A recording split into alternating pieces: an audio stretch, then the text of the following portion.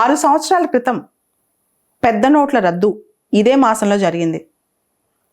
November 8వ తారీఖున రాత్రి 10-11ంటికి అందరికీ ఒక వార్త తెలిసింది. భారతదేశంలో పెద్ద నోట్లు రద్దు అవుతున్నాయి అని చెప్పి. చాలామంది నమ్మలేదు కూడా. అయితే తెల్లారేసేకల్లా వార్తాపత్రికలో అంటే నవంబర్ 9, 2016న అందరు న్యూస్ చూశారు. నల్లధనం పైన ఇది ఒక సర్జికల్ స్ట్రైక్ అని చెప్పి, అంటే నల్లధనం ఏరివేయటానికి టార్గెటెడ్గా చేసిన పని అని చెప్పి. అప్పట్లో సర్జికల్ స్ట్రైక్ అనే మాట చాలా పాపులర్ అయింది, ముఖ్యంగా టెర్రరిస్టుల విషయంలో. అదే మాట నల్లధనానికి కూడా వాడారు న్యూస్ పేపర్ వాళ్ళు.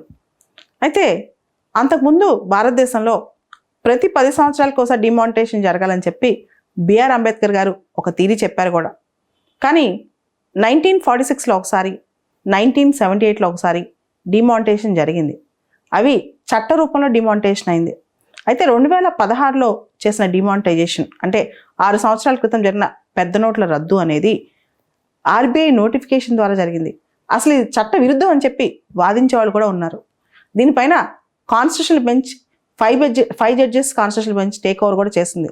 అయితే గవర్నమెంట్ తరఫున అటార్నీ జనరల్ ఏమంటున్నారంటే ఈ మొత్తం ఆర్గ్యుమెంట్లో ఇది ముగిసిపోయిన అధ్యాయం, ఇది ఓన్లీ అకాడమిక్ ఇంట్రెస్ట్, ఇంకా బెటర్ కేసెస్ చూసుకోవచ్చు. డిమానిటైజేషన్ విషయంలో కోర్టులు రాకుండా అంటే ఆల్రెడీ డిమానిటైజేషన్ అనేది మంచి కోసమే చేసాం, దీనికి సంబంధించి పెద్ద చర్చ కోర్టులో అవసరం లేదని చెప్పి ఆయన చెప్పడం జరిగింది. అయితే ఎవరైతే ఈ డిమానిటైజేషన్ తప్పు అని వాదిస్తారో చిదంబరం లాంటి పెద్ద పెద్ద లాయర్లు, వాళ్ళు మాత్రం ఇది చట్ట విరుద్ధం అని చెప్పి కేవలం ఆర్బీఐ నోటిఫికేషన్ ద్వారా రిలీజ్ చేసింది, దీనిపైన ఏ చట్టబద్ధత లేదు, ఇది అసలు తప్పు ఇలా చేయటం అని కూడా వాదిస్తున్నారనమాట. ఓవరాల్గా డిమానిటైజేషన్ చేసిన మేజర్ టార్గెట్ అంటే డిమానిటైజేషన్ కోసం చేసిన లక్ష్యం ఏంటి అంటే బ్లాక్ మనీని ఏరివేయటం, క్యాష్ ట్రాన్సాక్షన్స్ని తగ్గించి బెటర్గా online transactions, digital transactions, transparency పెంచడం. అయితే మనం ఒకసారి ఇదంతా గమనిస్తే నిజంగా డిమానిటైజేషన్ సక్సెస్ అయిందా, దాని లక్ష్యం మనం చేరుకున్నామా, ఇదంతా పెద్ద క్వశ్చన్ అనమాట. అయితే డిమానిటైజేషన్ జరిగిన తర్వాత ఇప్పుడు మనకు తెలుసు జన్ధన్ అకౌంట్స్ ఉన్నాయి. ఈ అకౌంట్స్లో చాలా డబ్బులు పడ్డాయి చాలామంది అకౌంట్స్లో. అండ్ అంతగా నల్లధనం కూడా ఏం దొరకలేదు. ఆ నల్లధనాన్ని ఎలా తెల్లధనం చేసుకోవాలో చాలామందికి తెలుసు కాబట్టి వాళ్ళు దాన్ని ప్రాపర్గానే సర్దుబాటు చేశారని కూడా చాలామంది అంటుంటారు. ఓవరాల్గా డిమానిటైజేషన్ జరిగి 6 సంవత్సరాలైన కాలంలో డిమానిటైజేషన్ గురించి ఒక్కసారి అనాలిసిస్ చేసుకుంటే భవిష్యత్తులో ఇలాంటివి చేయొచ్చా లేదా అనేది కూడా మనకి తాత్పర్యం అర్థమవుతుంది. ఈ తరుణంలో డిమానిటైజేషన్ యొక్క లాభాలు సవాళ్ళు మనం ఒకసారి చర్చించుకోవాల్సిన అవసరం ఉంది. అసలు ప్రభుత్వం డిమానిటైజేషన్ ఎందుకు చేసింది, పర్పస్ మంచిదేనా కాదా, ముందుగా ఎందుకు చేసిందో చూద్దాం. ఒకటి, నల్లధనం ఏరివేత, బ్లాక్ మనీ వ్యవస్థలోంచి తీసేయటం, బ్లాక్ మనీ నుంచి వచ్చే దారుణాలు కూడా తగ్గించడం. అది మనీ లాండరింగ్ కావచ్చు, మాఫియా కావచ్చు, బెట్టింగ్ కావచ్చు, స్మగ్లింగ్ కావచ్చు, టెర్రర్ ఫైనాన్సింగ్ కావచ్చు, నక్సలిజం వాటికి సప్లై కావచ్చు. మొత్తం ఈ మనీ సరఫరా, బ్లాక్ మనీ సరఫరా అనేది ఆపేయాలి యాంటీ సోషల్ ఎలిమెంట్స్కి. తర్వాత బ్లాక్ మనీ అనేది, ప్యారలల్ ఎకానమీ అనేది వ్యవస్థలో తగ్గించాలి. ఇది ఫస్ట్ పాయింట్. నెమ్మదిగా దీని తర్వాత ఇంకో అనాలిసిస్ వచ్చింది. భారతదేశం మన ఆర్థిక వ్యవస్థని క్యాష్లెస్ ఎకానమీగా చేయాలి అని. అంటే ఈ నోట్లు ఇవన్నీ కాకుండా క్యాష్లెస్ ఎకానమీ, ముఖ్యంగా డిజిటల్ ఎకానమీని ఎంకరేజ్ చేయాలి అని చెప్పి. సో ఇది కూడా కొంతవరకు మంచి ఆర్గ్యుమెంటే అనుకున్నాం. తర్వాత దీంతో పాటు ఫినాన్షియల్ ఇంక్లూజన్, ఎప్పుడైతే బ్లాక్ మనీ ఇవన్నీ రద్దు అవుతాయో ఆటోమేటిక్గా ట్రాన్స్పరెన్సీ పెరుగుద్ది, వ్యవస్థలన్నీ మనం ఆర్గనైజ్ చేసి అందరినీ ఇంక్లూడ్ చేసి ప్రాపర్గా సిస్టమ్స్ రన్ చేయొచ్చు అనుకున్నాం. ఇది కూడా కొంత బెటర్గానే ఉంది. తర్వాత ఆన్లైన్ ట్రాన్సాక్షన్స్, అదే టైంలో పేటిఎంలు, ఫోన్పేలు, గూగుల్ పేలు ఇవన్నీ స్టార్ట్ అయినాయి. ఇవన్నీ కూడా బాగా ఎంకరేజ్ అయినాయి ఆ టైంలో. సో వీటి వల్ల ఏమవుతుంది, అంతా చాలా వరకు మనకి ట్యాక్స్ కలెక్షన్ కానీ ఇవన్నీ కూడా ఈజీ అవుతాయి, మనీ ట్రాన్సాక్షన్స్ అన్నీ ఓపెన్ అయిపోతాయి అన్నమాట. సో ఇవన్నీ బాగానే ఉన్నాయి. ఇవన్నీ లక్ష్యాలు అనుకున్నట్టు చేరుకున్నాం అనేది ఇప్పుడు పెద్ద ప్రశ్న. డిమానిటైజేషన్ ఇంట్రడ్యూస్ చేయడానికి ఇంకొక ప్రధానమైన కారణం ఫేక్ కరెన్సీ, కౌంటర్ఫిట్ కరెన్సీని వీటిని తగ్గించడం అనమాట. మీకు తెలుసు నకిలీ నోట్లు ఎలా చలామణి అవుతున్నాయో. అయితే ఓవరాల్గా డిమానిటైజేషన్ లక్ష్యాలు ఎంతవరకు చేరుకున్నామో ఒకసారి చూద్దాం. ముందుగా బ్లాక్ మనీ మొత్తం పోద్ది అనుకున్నాం, అసలు బ్లాక్ మనీ మళ్ళీ తిరిగి రాదు అనుకున్నాం. అయితే నోట్ల రద్దు తర్వాత ఏ నోట్లయితే రద్దయ్యా 99% ఆ డబ్బులు మళ్ళా సిస్టంలోకి వచ్చేసాయి. కేవలం 16,000 కోట్లు మాత్రమే సిస్టంలోకి రాలేదు. మొత్తం రద్దు చేసిన తర్వాత ఎంత సిస్టంలోకి తిరిగి రాలేదంటే 16,000 కోట్లు మాత్రమే.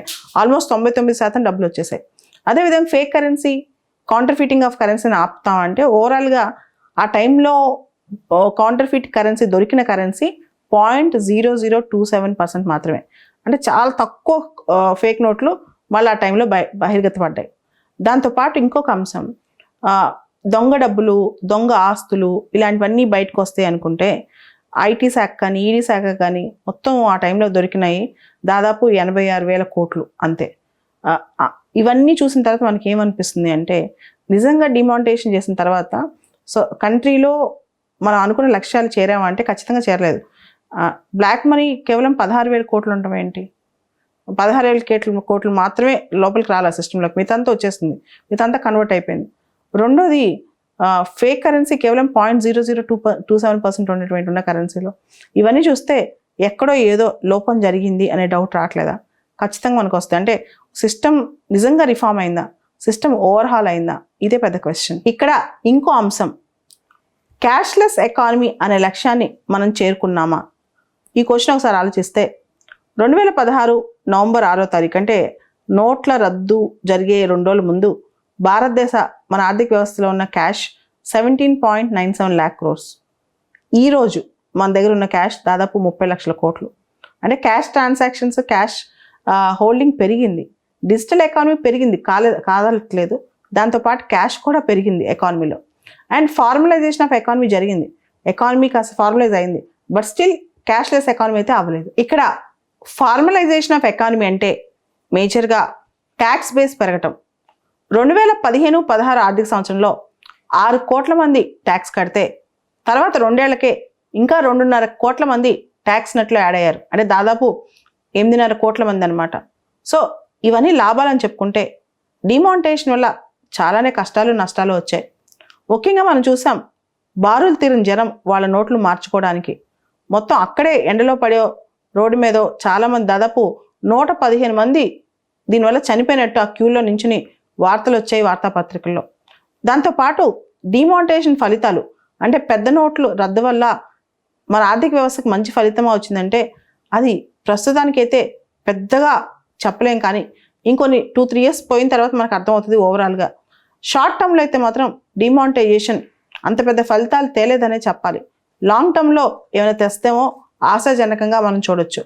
దాంతోపాటు ఇటువంటి చర్యలు తీసుకునేటప్పుడు ఎంతో ఆచితూచి స్టెప్ బై స్టెప్, అంటే సామాన్యుల పైన. ఎందుకంటే ఈ డిమానిటైజేషన్ మనం చూస్తే 2016 అందరం చూసాం, చిన్న చిన్న వ్యాపారాలు చేసేవాళ్ళు, చిన్న చిన్న బిజినెస్ చేసేవాళ్ళు, ఎక్కువ క్యాష్ ట్రాన్సాక్షన్స్, వాళ్ళ ట్రాన్సాక్షన్స్ పోయినాయి, వాళ్ళ జీవితాలు చితికిపోయినాయి అనమాట. ఆ టైంలో అగ్రికల్చర్ వ్యవసాయం పనిచేసేవాళ్ళు, రోజువారీ కూలీలు చాలా ఇబ్బంది పడ్డారు ఆ 2-3 నెలలు. దాంతోపాటు డిమానిటైజేషన్ టైంలో చాలా కష్ట నష్టాలు, డైలీ వేజ్ లేబరర్స్ కూడా ఇబ్బంది పడ్డారు. మన జీడిపి ఆ నెక్స్ట్ ఇయరే దాదాపు 1.5% కుంచుకుపోయింది.